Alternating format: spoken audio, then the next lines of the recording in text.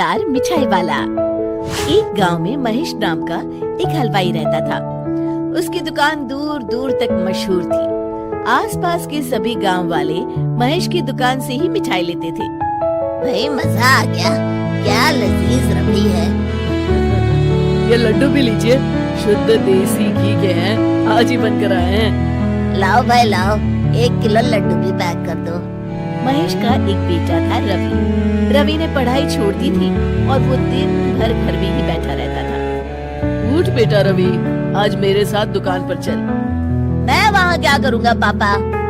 अरे दुकानदारी सीख बेटा, आगे चलकर ये सब तुझे ही तो संभालना है। मुझे ये सब कुछ नहीं संभालना। मैं वीडियो गेम खेलूंगा, फिर दोस्तों के साथ बाहर जाऊंगा। ये भगवान, इसे थोड़ी अक्ल दे दो। ऐसे ही चलता रहा तो आगे न जाने इसका क्या होगा। महेश बड़बड़ाता हुआ दुकान चला जाता है। दुकान पर ओ घसीटाराम, मुझे थोड़े चक्कर आ रहे हैं, जरा पानी तो लाना। जी जी मालिक। सुन, मैं घर जा रहा हूँ, आज दुकान तू संभाल ले। जैसा आप कहे मालिक। महेश बिस्तर पर लेटा है।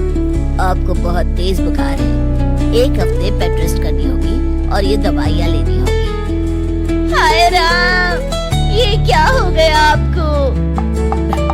मैं तो 1 हफ्ते में ठीक हो जाऊंगा, पर दुकान कौन संभालेगा? आप फिक्र ना कीजिए जी, मैं रवि को समझाकर दुकान भेज दूंगी। आप बस जल्दी से अच्छे हो जाइए जी। अगले दिन रवि दुकान पर पहुंचता है। आइए आइए मालिक, मैं आप ही का इंतजार कर रहा था। क्यों?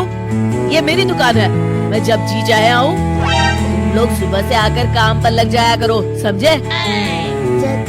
जी मालिक, दरअसल लड्डू बनाने हैं तो घी लेने जाना है। 5000 रुपए दे दीजिए। 5000? तुम्हारा दिमाग तो ठीक है? इतने महंगे लड्डू बनाएंगे तो मुनाफा क्या होगा? पर देसी घी भी तो बहुत महंगा है ना मालिक। क्या जरूरत है देसी घी की? डालडा ले आओ। पर मालिक। मुझसे बहस मत करो, जितना कहा गया है करो। और क्या क्या बन रहा है? मावे की बर्फी मालिक। मावा मावा मावा। तभी उसकी नजर एक डब्बे पर पड़ती है। ये क्या है? ये रवा है मालिक।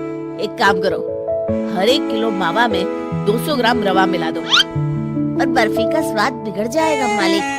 जितना कहा है करो, अब जाओ यहाँ से। अगले दिन। क्या बात है रवि बाबू, आपके पापा दिखाई नहीं दे रहे? अब उनकी तबीयत खराब है। अच्छा भाई अच्छा। बस उन्हें ये बताना था कि वो आज आए नहीं तो उनकी मिठाई बड़ी बेस्वाद लग रही है। लेना है तो लो, वरना चलते बनो। अरे अरे अरे, ये कोई तरीका है ग्राहक से बात करने का? चलो भाई चलो, यहाँ से चलो। अगले दिन। भैया, कल जो मैं लड्डू ले गया था उनका स्वाद बड़ा बेकार लगा। महेश बाबू का नाम सुनकर बड़ी दूर से आया था। 200 रुपए में इससे अच्छा और क्या मिलेगा? सुबह सुबह मनहूस बातें मत करो। कुछ लेना है तो लो, वरना फूटो यहाँ से। रवि के इस व्यवहार के चलते 2-4 दिनों में ही ग्राहकों का आना कम हो जाता है। मैंने तो सोचा था कि कम पूंजी में ज्यादा मुनाफा होगा, पर यहाँ तो घाटा हो रहा है। आखिर चक्कर क्या है? लगता है ये दुकानदारी मेरे बस की नहीं। महेश ठीक होकर दुकान लौटता है तो घसीटाराम उसे सब कुछ बताता है। हे भगवान, इसने तो मेरी सालों की मेहनत पर पानी फेर दिया। अब क्या करेंगे मालिक? कुछ नहीं, सबसे पहले तुम पहले की तरह शुद्ध और अच्छी मिठाइयाँ बनाओ और मुझे गांव के उन सब लोगों के नाम बताओ जिनसे रवि ने बदतमीजी की। रवि, कल सुबह दुकान पर आ जाना, बहुत जरूरी काम है।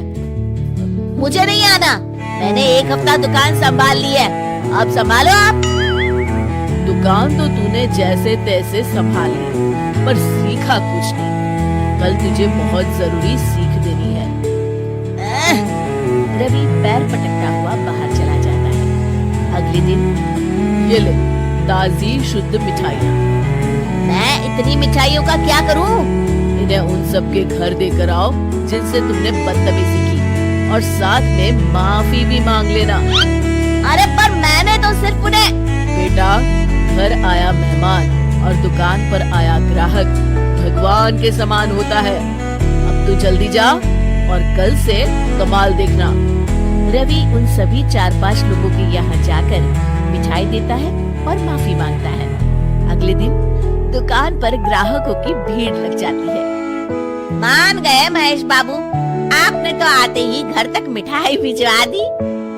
बस मेरे बेटे की गुस्ताखी को माफ कर देना भाई, उसमें अब तक बचपना है। हाँ हाँ, आपके लड्डू के बदले हर चीज की माफी है। भाई आज तो मेरे पड़ोसी भी आपकी उदारता देख के दंग रह गए। इतनी बड़ी दुकान के मालिक का बेटा घर तक माफी मांगने आया। भाई रिश्ते निभाना तो कोई आपसे सीखे। बस आप लोगों की दया है। अब ताजी रसमलाई आई है, लेंगे आप? हाँ भाई हाँ, 200 ग्राम पैक कर दो। शिक्षा, सफलता पाने के लिए ईमानदार और विनम्र होना बहुत जरूरी है।